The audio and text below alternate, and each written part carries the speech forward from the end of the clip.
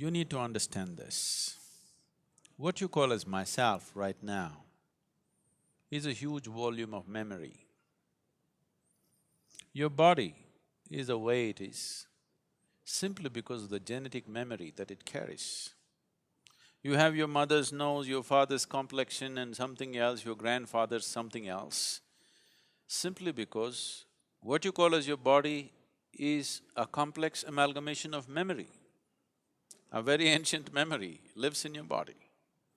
What you call as my mind is 100% memory right now. So you are a huge heap of memory in many ways. And memory goes into you in different ways. Through all the five senses, you gather memory. What you see, what you hear, what you smell, what you taste, what you touch. Of all these five different ways of gathering memory, what you see and what you touch are the deepest forms of memory. Especially what you touch creates a certain level of memory in the system. So when you say a spouse, you have touched, and there is a certain level of memory. Now, your divorce means in some way you're trying to rip that memory off, and that's not going to be easy for various reasons. But at the same time, the very fact that you're going through your divorce means you want to be finished with that memory in some way. Maybe not erase that memory, but someone who was a spouse, someone who was in many ways a part of your life, slowly, for whatever reason, you have begun to experience them as a baggage that you're unwilling to carry. So, you want to keep the baggage aside, but you find the baggage is not something that you voluntarily carry, it is something that compulsively sticks to you. So when whatever sticks to you compulsively, if you try to rip it off, there will be pain. See if you can get rid of your mother from your system. You will see it's impossible.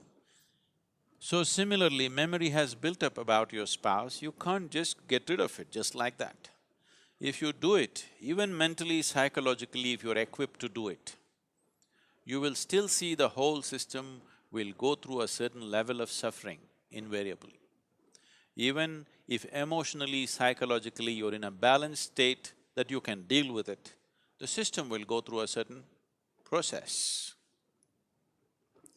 You will see that especially when you are taken away from your spouse, either through divorce or death, you will see the memory within your system plays up much more strongly when they're not here. Particularly when death happens, you will see the memory of your spouse works in every cell in your body, if you have lived long enough together. It is not just an emotional and psychological process, it is a very physical process.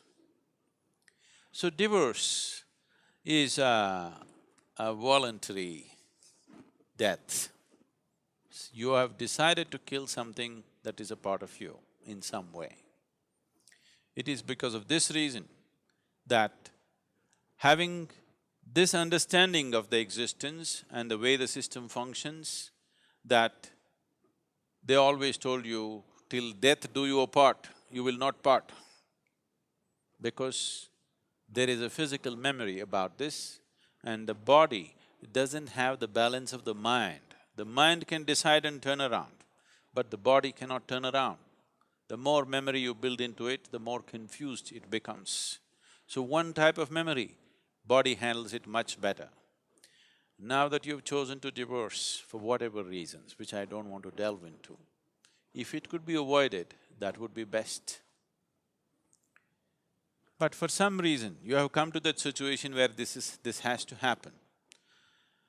You need to understand this, that divorce essentially means you have chosen to kill something which is a part of you. because what you call as myself is just a certain volume of memory.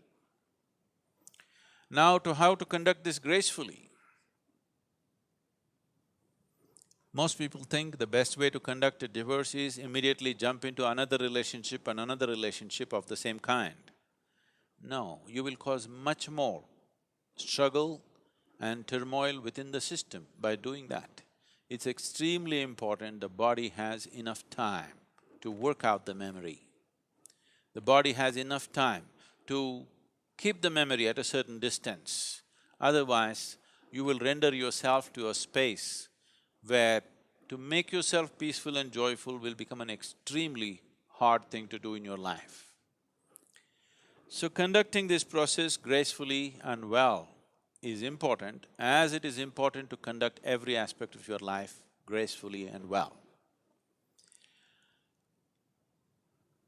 Now, two people who have shared their emotion, their body, their sensations and their living spaces. Ripping it apart is because two memories have merged in many ways. Ripping it apart is almost like tearing yourself apart. Even though you might have begun to almost come to a place where you can't stand the person anymore, still it hurts. Simply because you are trying to rip out a memory which is you, because you are a bundle of memory. If one does the necessary spiritual sadhana, if one does sufficient inner work to establish these energies, which is yourself, you're only divorcing your spouse, you need not divorce yourself. But you need to understand this, you have already divorced yourself, you're quite divorced from your own self. Your existence has been nurtured by making a bond, a partnership or a bondage, depending upon how you conducted this, to make yourself feel whole in some way. Most partnerships of this nature are made because by yourself you would feel insufficient, incomplete, but that's not how life is. This is a complete life process by itself. It does not need any assistance from outside. So now that you come to such a situation, it is time to turn inward and see. It is time that you find the completeness of what this life is. It is time you discover that this being is a complete being. It does not need any external assistance to be the way it is. To conduct our life in a society, we are interdependent, but the fundamental existence of this, the balance of what this is, the space of what this is, the possibility of what this is a complete process by itself. Our interdependence is only according to our external requirements, but our inner existence is complete by itself. You are divorcing your spouse, which is bad enough.